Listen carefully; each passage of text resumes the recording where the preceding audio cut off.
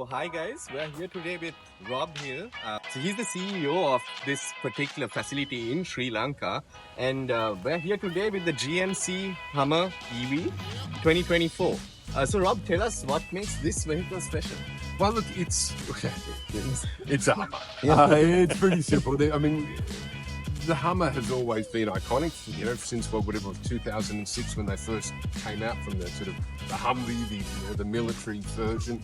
There's always just been something iconic about it.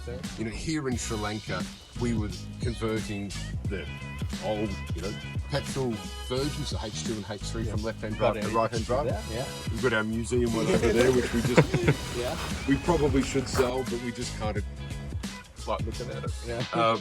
But these are incredible. I mean, there was a huge gap between obviously the end of the traditional H2 and H3 Hummers and the new EVs in the last 18 months, but they remain true to the Hummer styling. I mean, you can tell, obviously it does say Hummer on the front, but you know by its presence what it is. Obviously it's an EV. This is the Edition 1, so it's got 3 electric motors, 830 horsepower. So they're just cool. Yeah. It's just they are a cool thing. That is very true, Rob. And it comes in this really interesting color. What's this color called? So this color is what they call it moonshot green matte. So this is when Hummer first released them, this was the first version, the Edition 1. And to make production quicker, because the demand for these things is crazy. Yeah. I mean, there were huge waiting lists for them. They're still hard to find, and you actually often have to pay more than the retail price to buy them. So the first ones that came out, which is the Edition 1, so it only comes in this color, and it has a whole series of enhancements on top of it. So moonshot green, really kind of cool. Brilliant, Rob. And also, like you said, the styling is very much like the Hummers that we're used to. And it's got those signature lights over there on top of the roof as well. Absolutely. And the roof comes off as well, Rob. It does. It's the infinity roof, so you have the ability to be able to take the 4 panels off, which we can, if you don't want to risk it. Yeah. Watch it just through the drive. We might need to put them back on super quickly in case we get a bit of rain. But it is a simple as. Oh, brilliant. That's just like 5 seconds there. 5 seconds right there. That is really impressive. Yeah. Into my very attractive assistant. Very attractive assistant. So this also reminds me of the Bronco and the Wrangler and all those SUVs in that category, Rob, which kind of really focuses on recreation and, very much so. Road driving as well. Yeah, it is. And look, they're not the most... They're beautiful and stunning. They're not the most luxurious of four-wheel drives. Correct. But that's to the sort of that Bronco-style off-roading scenario where they are designed to be taken off-road. Correct. They're designed to get dirty. Obviously, it has the crab walk mode. It has the ability to be able to lift it up 6 or 8 inches in its air ride suspension. They are designed to be a car to drive Monday to Friday, but also a car to be able to drive anywhere you like. Correct, Rob. And also in terms of styling, I think the frameless doors really add character to the car as well. I think in terms of sportiness as well. Very much so. And look, when you take off all the 4 roof panels and all the 4 windows are down, you definitely have that kind of... Bronco is a good example. You kind of have that sense of it.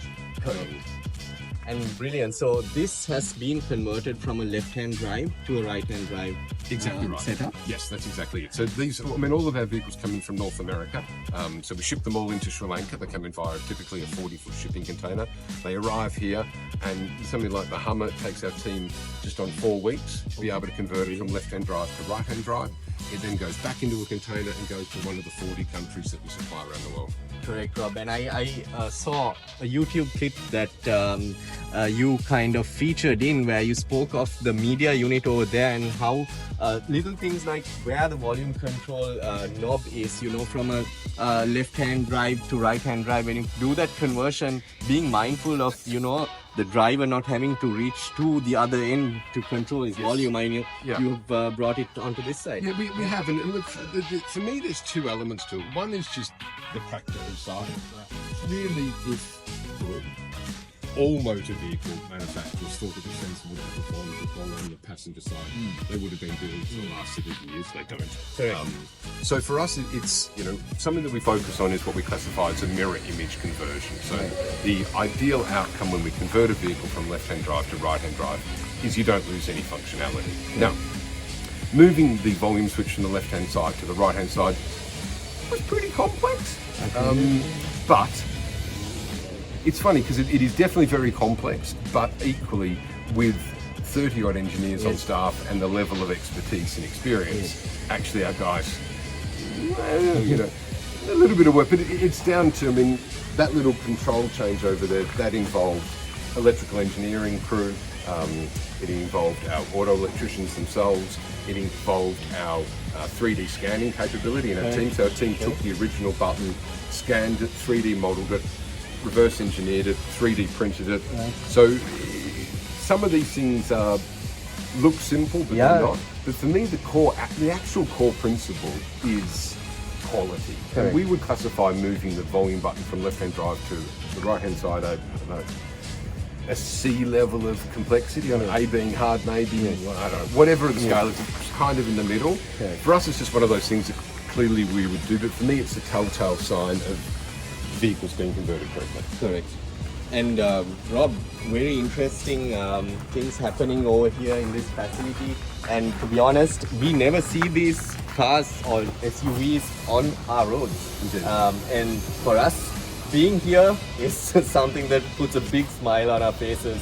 Thank you, Rob, for having us. And we're looking forward to reviewing not only this Hummer EV, but also the Yukon Denali, which is right next to this particular vehicle. And it's also one of the first conversions that Rob has done together with his team to bring it up to a particular spec called the CEO spec, which is super high-end and only sought after by some of those very select customers across the world. And I think, Rob, that's almost done, and it's about to be shipped. It'll be going on a little boat ride in the next few days. But I think that the key for me is for all of your viewers to recognise that this is all done here in Sri Lanka by an incredibly talented team of Sri Lankans.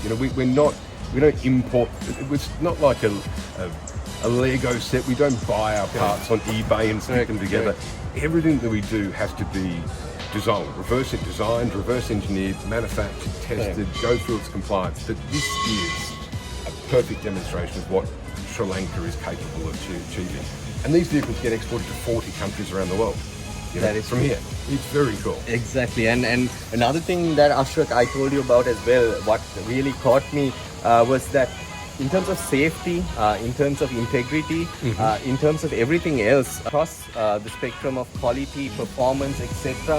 I think Rob and the team pays a lot of attention to things like that, the minor details, the craftsmanship, and also leveraging local talent and the industries. I think that's one of the biggest wins for us as Sri Lankans. And I never knew there was a conversion facility like this in Sri Lanka. And getting to know that, there is something like this happening, and, the local community is also being supported in the process is like really great. And we're so happy to be here from RevMatch, and thank you so much, Rob, for having us.